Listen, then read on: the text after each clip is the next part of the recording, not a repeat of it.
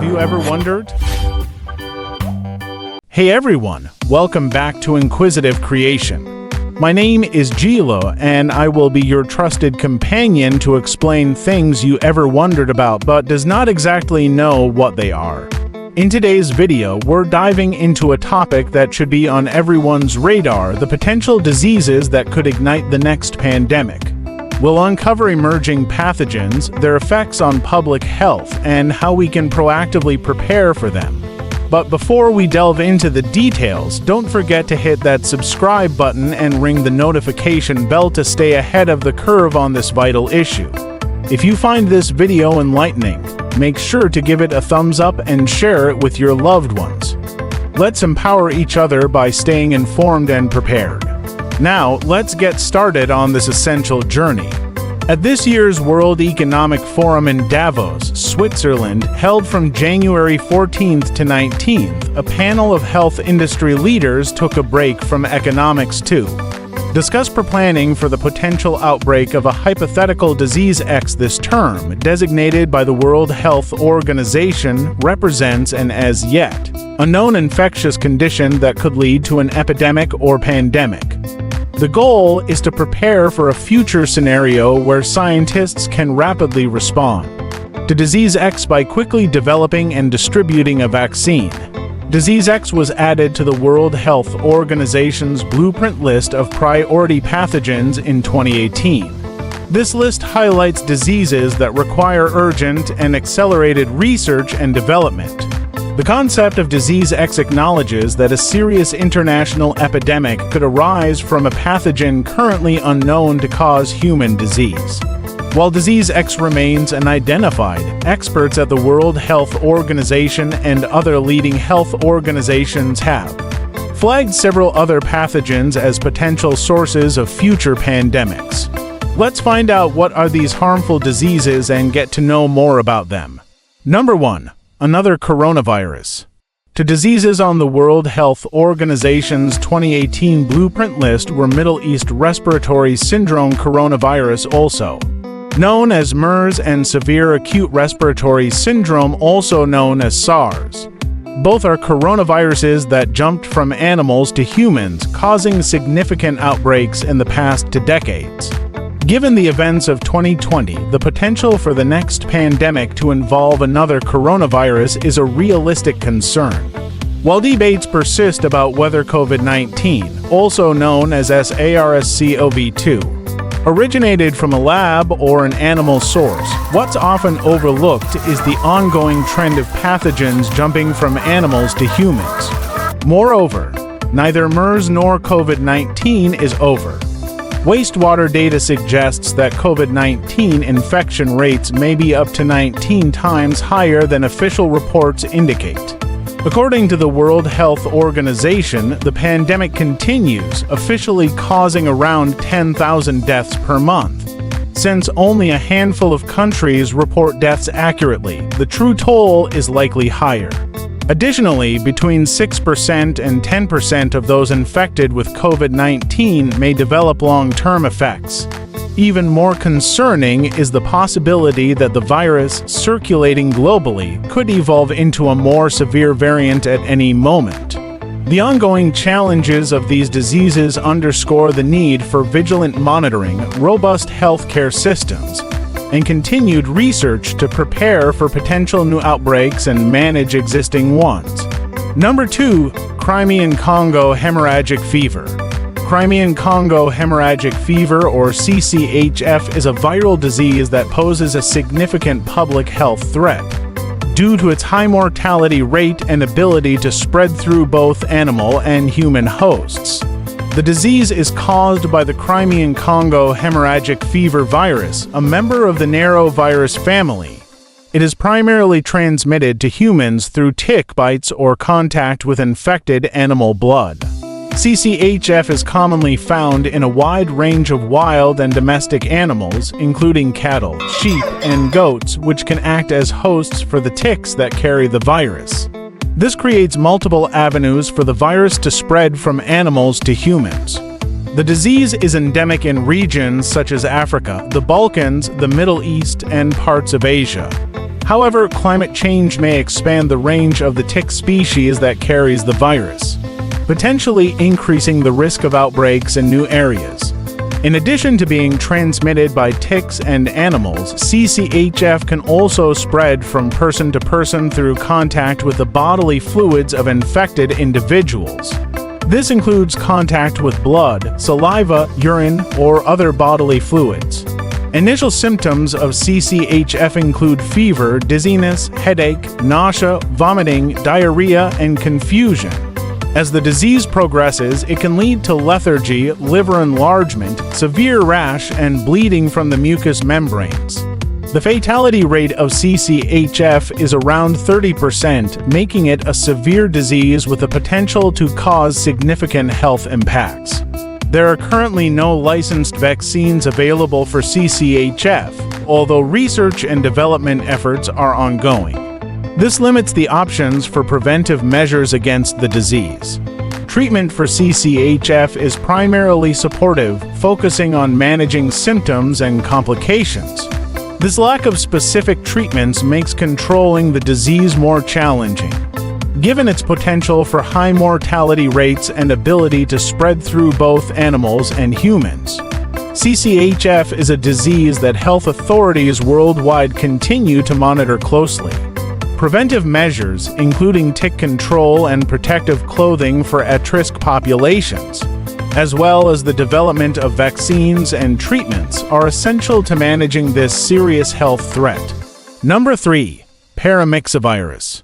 The Paramyxovirus family includes a range of viruses that can infect both animals and humans, causing various diseases such as measles, mumps, and respiratory infections.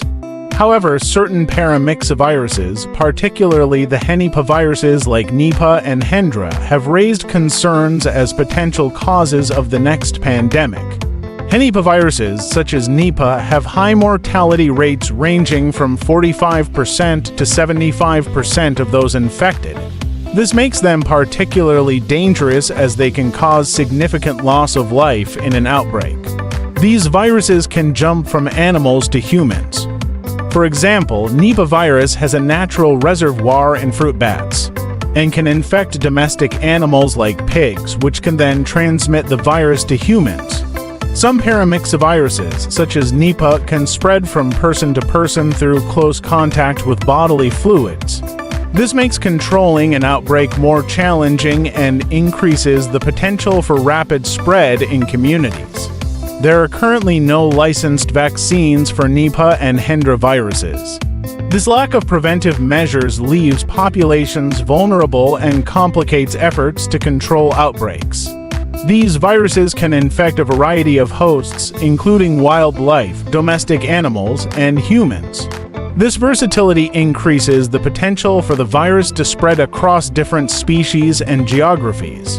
Like other respiratory viruses, paramyxoviruses can spread quickly through the air, making it easier for outbreaks to grow rapidly, particularly in crowded areas. Potential for mutation. As with other RNA viruses, paramyxoviruses have the potential to mutate, which could lead to more transmissible or virulent strains, increasing the risk of an outbreak becoming a pandemic. Given these risks, the Paramyxovirus family poses a significant threat as a potential source of a future pandemic. Ongoing research, surveillance, and development of vaccines and treatments are critical in preventing and mitigating the impact of potential paramyxovirus outbreaks. Number 4. Influenza. Most of us are familiar with influenza. It is a contagious respiratory illness caused by influenza viruses that infect the nose, throat, and sometimes the lungs, causing high fever, muscle or body aches, headaches, fatigue, and other symptoms. In healthy adults, it can be mild, but it also kills up to 650,000 people globally each year. Most experts believe that flu viruses spread mainly by tiny droplets made when people with flu cough, sneeze, or talk. These droplets can land in the mouths or noses of those nearby. Less often, a person might get the flu by touching a surface or object that has the flu virus on it and then touching their own mouth, nose, or eyes. Each year, the influenza virus mutates, although not on the World Health Organization's blueprint, partly because there are already a lot of resources dedicated to fighting the flu. Influenza has led to past pandemics. In 1918, a deadly influenza subtype called H1N1 led to a pandemic that may have killed as many as 50 million people. That outbreak began with a milder form of the illness, which rapidly developed into much more lethal forms. While the H1N1 outbreak subsided after about 2 years, it was not the end of deadly influenza outbreaks. In the mid-20th century, 2 significant influenza pandemics occurred, each caused by different subtypes of the influenza virus and resulting in considerable loss of life. The 1957 pandemic, known as the Asian flu, was caused by the H2N1 strain of the influenza virus. It is estimated to have caused around 2 million deaths worldwide. A decade later, in 1968, the Hong Kong flu pandemic emerged from the H3N1 strain of the influenza virus, a descendant of H2N2. This outbreak also resulted in approximately 2 million deaths globally. Avian influenza, which birds can transmit to humans but only very rarely from human to human, is another virus family related to influenza. It is divided into multiple subtypes such as H5N1, H5N3, H5N8, and many more whose genetic characteristics rapidly evolve. For the moment, it primarily kills birds, but if the virus were to mutate, so that it could be transmitted easily between humans, it could be a good candidate for the next pandemic. Number 5. Rift Valley fever. This is another disease that is carried by animals and can be transmitted to humans through mosquitoes and blood-feeding flies, through contact with the blood or organs of infected animals, or by ingesting the unpasteurized or uncooked milk of infected animals. This means that herders, farmers, slaughterhouse workers, and veterinarians are most at risk.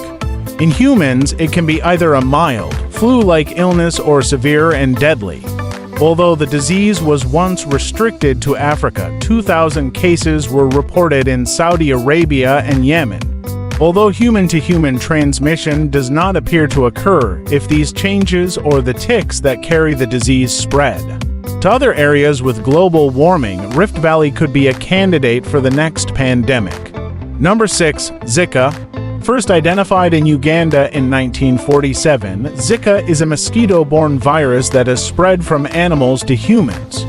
While most people infected with Zika either do not develop symptoms or develop only mild symptoms, infection during pregnancy can cause infants to be born with microcephaly, which means smaller than normal head size, and other congenital malformations. The virus is also associated with Guillain-Barré syndrome, neuropathy, and myelitis in both adults and children. While cases of Zika have declined globally since 2017, transmission continues at low levels in regions where it is endemic. Although 89 countries and territories have reported evidence of mosquito-transmitted Zika virus infection, global tracking is limited. There is no specific treatment available for Zika virus infection or disease. Number 7. Lassa fever. Lassa fever is an acute viral hemorrhagic illness. It is endemic in some countries of West Africa, including Benin, Ghana, Guinea, Liberia, Mali, Sierra Leone, and Nigeria. Although it is a viral hemorrhagic illness, like Ebola or Marburg, it has a much lower fatality rate than those diseases. However, in some areas of Sierra Leone and Liberia, between 10 and 16% of people admitted to hospitals every year have Lassa fever. This means it seriously impacts people, health care, and businesses in those areas. Lassa fever is transmitted through food or household items that are contaminated with infected rodent urine or feces. Person-to-person transmission can also occur through the secretions of an infected individual.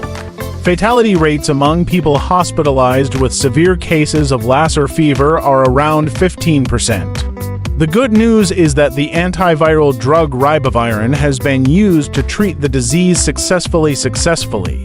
However, there is still the possibility that the disease could mutate into a more dangerous or drug-resistant form.